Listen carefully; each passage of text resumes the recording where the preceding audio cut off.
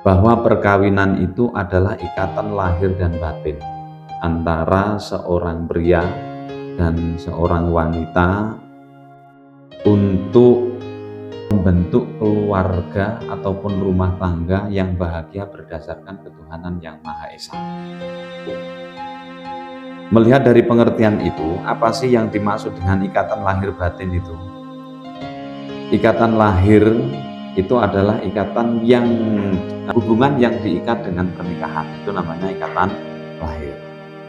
Ikatan batin itu berarti ikatan yang munculnya dari hati nurani jenengan berdua, ya.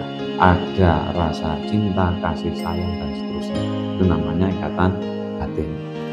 Kalau hanya diikat dengan ikatan batin saja, itu belum disebut dengan pernikahan. Contoh, orang pacaran itu sudah memiliki simpati, sudah memiliki rasa cinta, sudah memiliki rasa kasih sayang, gitu kan? Tapi belum diikat dengan pernikahan. Ataupun sebaliknya, diikat dengan lahir, ada ijab dan qabul, angkah tuka wazawaz tuka bla bla bla dan seterusnya, dan dijawab qabil tu nikah wa tazwijah bima bil madhkur, ya. Kalau tidak didasari dengan rasa kasih sayang, tidak didasari dengan rasa cinta, tidak didasari dengan rasa simpati, itu pun dalam agama tidak diperbolehkan. Makanya ikatan lahir dan batin ini sehingga itu disebut dengan perkawinan, gitulah ya. Ada rasa kasih sayang, ada rasa simpati, ada rasa cinta, kemudian diikat dengan lahir, yaitu ijab dan qabul dengan pernikahan, sehingga itulah yang disebut dengan perkawinan, gitu. Makanya perkawinan itu adalah perkara yang sakral, tidak boleh untuk main-main, tidak boleh untuk candaan, ataupun tidak boleh hanya niatan sifatnya sementara, tapi kekal abadi selamanya. Dalam agama nggak boleh mempermainkan pernikahan itu, ya, tidak boleh mempermainkan perkawinan. Karena apa? Itu adalah aturan yang disampaikan oleh Rasulullah dan dipraktikkan oleh Rasulullah supaya apa? Ada ketenangan batin dalam diri manusia kalau seandainya sudah menikah. Makanya dalam hadisnya Rasulullah, ya ma'syaros sabab manis atau aminkumul ba'ah, hai para pemuda, kalau seandainya kalian sudah mampu dalam materi, mampu dalam keilmuan, mampu dalam kemapanan, maka falyatazawwaj, maka menikahlah.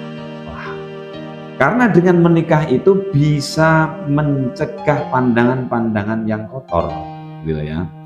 Aghaddu lil basar wa ahsanu lil farj, bisa menjaga pandangan-pandangan maksiat, juga bisa memelihara kemaluan tidak sampai terjadi perzinahan. Kalau seandainya tidak mampu seperti apa, maka kalian untuk berpuasa, karena dengan puasa itu bisa menahan diri, bisa menahan syahwat ataupun nafsu.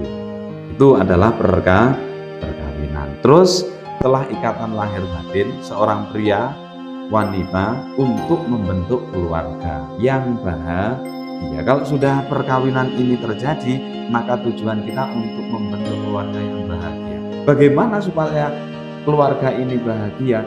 Tentunya didasari ada beberapa hal. Yang pertama didasari dengan keimanan dan ketakwaan. Yang kedua itu didasari dengan keikhlasan, kesabaran dan ketabahan. Yang namanya keluarga, Mas, kita sebagai manusia disadari ataupun tidak disadari, itu pasti banyak kekurangan. Makanya dawuhnya Rasulullah, al insanu mahalul khata' wan nisyan. Manusia itu tempatnya salah dan lupa. Dengan demikian kadang-kadang menurut kita benar omongan kita, tapi belum tentu menurut istri kita benar. Nah inilah makanya disadari ataupun tidak disadari, kalau diri kita ini penuh dengan kekurangan. Tidak ada manusia yang sempurna. Yang sempurna itu hanyalah Rasulullah. Oleh karena itu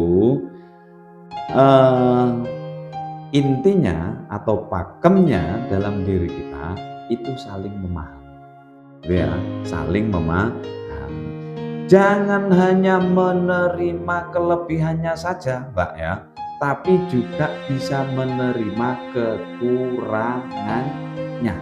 Itu ya, dengan sadar itu tadi, bahwa manusia itu ada kelebihannya juga banyak kekurangan.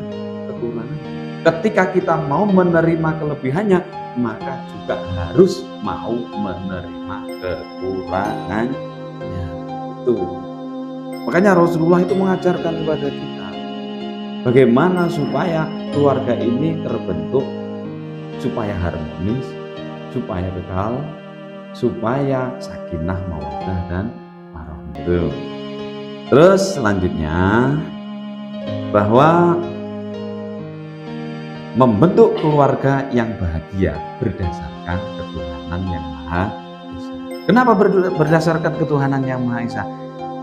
Yang namanya perkawinan ataupun nikah itu harus diniati dengan baik, harus diniati dengan lillahi ta'ala, menjalankan perintah Allah, menjalankan bimbingan Rasulullah, menjalankan apa yang diajarkan oleh Rasulullah, bukan karena nafsu semata, ya, bukan karena sebuah kesenangan semata, bukan karena kita menikah itu karena calon kita itu kaya, ataupun bukan karena kecantikannya, bukan ketampanannya.